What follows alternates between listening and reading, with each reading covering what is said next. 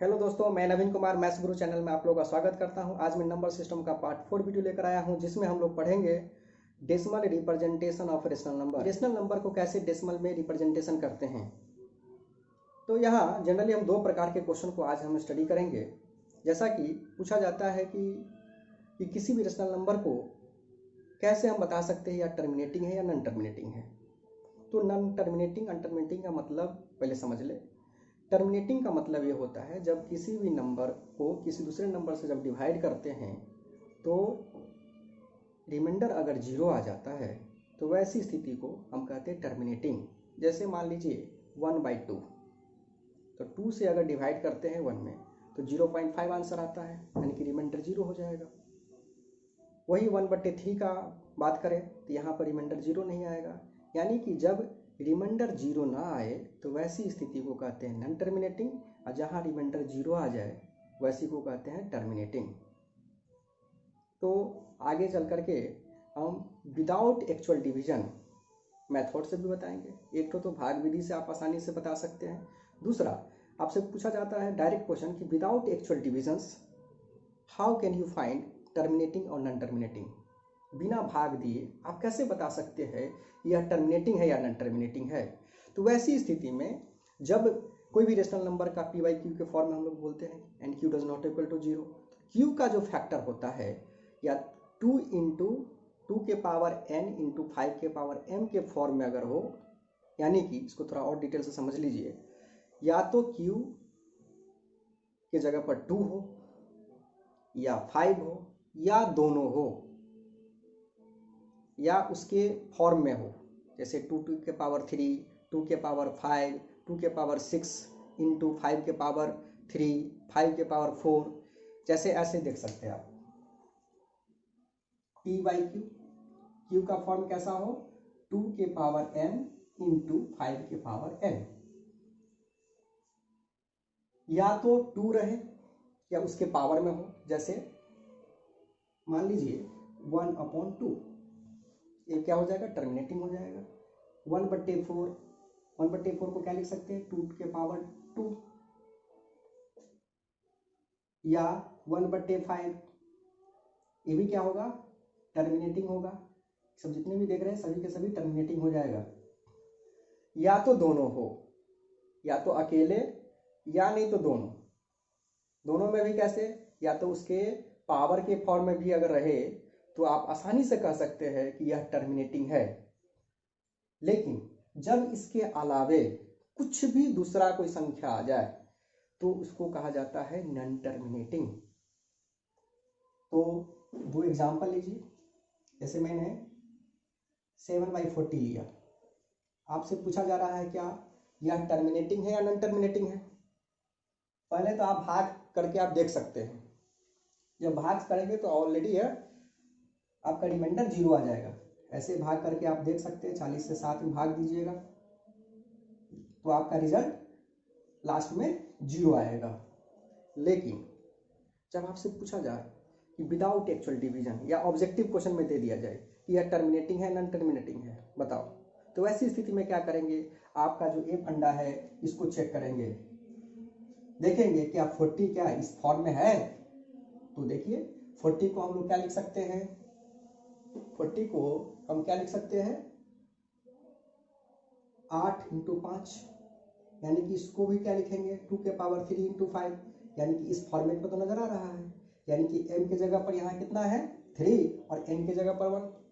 याद रखें यहाँ पर m और n का वैल्यू 0, 1, 2, 3, 4, 5 सो 1 हो सकता है। अगर इस तरह की अगर क्वेश्चन हो तो आप आसानी से बता सकते हैं कि यह टर्मिनेटिंग है नॉन टर्मिनेटिंग है।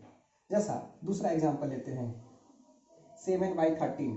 अब देखिए या q जो है वह 2 और 5 का फैक्टर नहीं है, q मतलब 13 क्या है 2 और 5 का फैक्टर नहीं है। So therefore you can say that it is non terminating. अब बात करते हैं पाई के बारे में कुछ, इस बीच में हम लोग थोड़ा चर्चा कर लेते हैं। पाई क्या होता है। जनरली क्वेश्चन एराइज होता है कि पाई एक इरेशनल नंबर है कि रेशनल नंबर है। तो आपको समझ लेना चाहिए कि पाई एक इरेशनल नंबर है, लेकिन उसका फ्रैक्शनल वैल्यू जो होता है 22/7 वो क्या है, एक रेशनल नंबर है। तो ऐसा क्यों है, क्यों लेते हैं हम इसका 22/7 क्यों लेते हैं? इसका मतलब ये है कि पाई का जो वैल्यू है 3.14156592, लेकिन वही 22/7 को भी अगर आप करते हैं तो 3.142857 आता है, जो कि आप देखेंगे दशमलव के 2 अंक, पाई का जो दशमलव का 2 अंक है 3.14, यहाँ पर 22/7 का वैल्यू जो है 3.14, वो दोनों बराबर है, जैसा कि आप देख सकते हैं।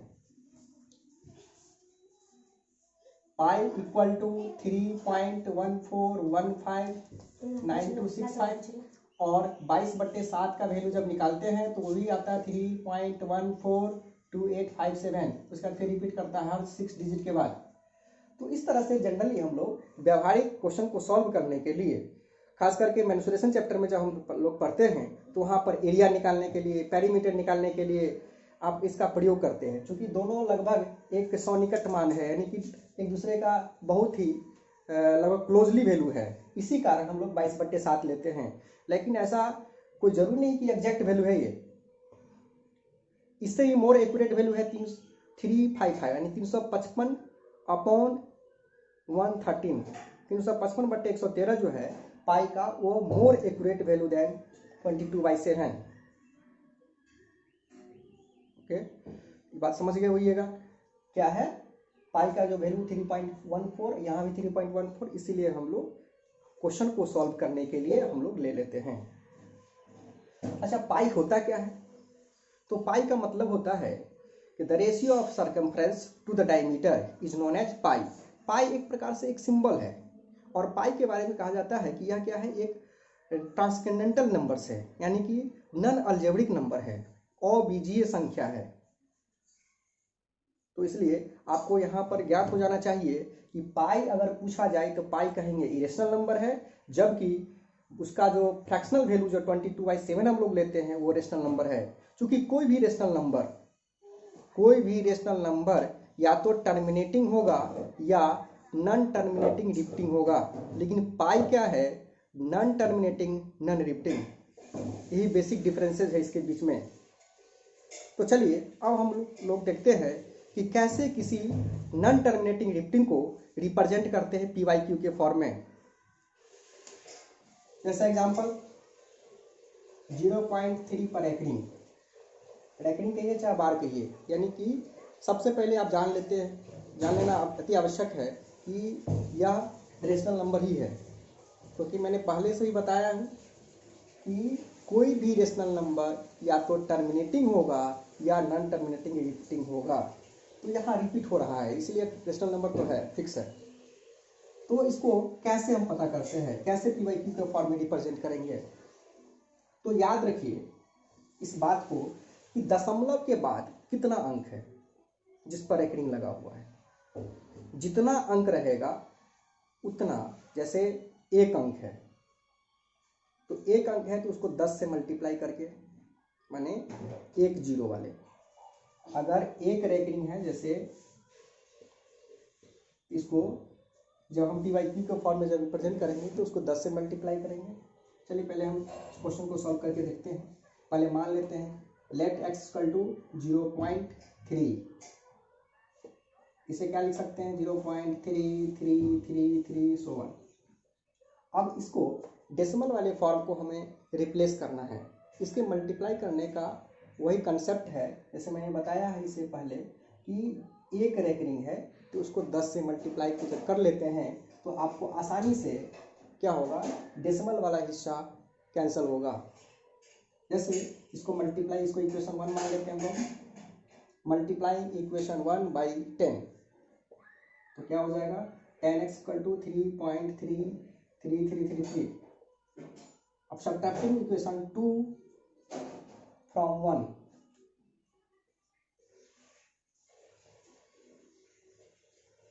दो में से एक को घटा लेते हैं। सब्ट्रैक्टिंग इक्वेशन 1 फ्रॉम 2, जैसे ही आप घटाएंगे तो 10 में से x घटाएंगे तो क्या लिखेंगे 9x। अब देखें दशमलव के बाद 33, दशमलव के बाद 33, चूंकि ये डॉटेड टू इनफाइनाइट तक है इसीलिए आप आसानी से इसको रिड्यूस कर सकते हैं। रिजल्ट क्या आएगा 3। So therefore x equal to 3/9। एक इसको इजली रूप में लिखने का एक और तरीका है क्या, जितना आपका ऊपर में रेकनिंग रहेगा उतना नीचे में 9 लिख सकते हैं। जैसे 0.3 एक रेकनिंग, उसको आसानी से 3/9 लिख सकते हैं, और जब इसको सिंपलेस्ट फॉर्म में लिखेंगे तो 1/3 होगा। यही इसका रिजल्ट आएगा। अब उसी प्रकार से कोई भी दूसरा क्वेश्चन ले ले, जैसे 0.23, तो यहाँ पर कितना लिख सकते हैं 23/9। लेकिन आप 9th क्लास के बच्चे हैं तो आपको बेसिक रूप से ही बनाना चाहिए, लेकिन जहाँ ऑब्जेक्टिव क्वेश्चन पूछे जाती है वैसी स्थिति में आप इसका प्रयोग कर सकते हैं। जितना पर एकरिंग उतना 9। और एग्जाम्पल समझ सकते हैं इसमें। एग्जाम्पल जैसे 1.23 पर एकरिंग रहेगा तो क्या करेंगे 123 - 1 अपॉन उतना 9 वैल्यू हो जाएगा आंसर। लेकिन इसको अगर सॉल्व करना हो तो उसके कितना से मल्टीप्लाई करेंगे, 2 अंक है इसीलिए कितना से मल्टीप्लाई करना होगा 100 से, यानी कि 10 का स्क्वायर।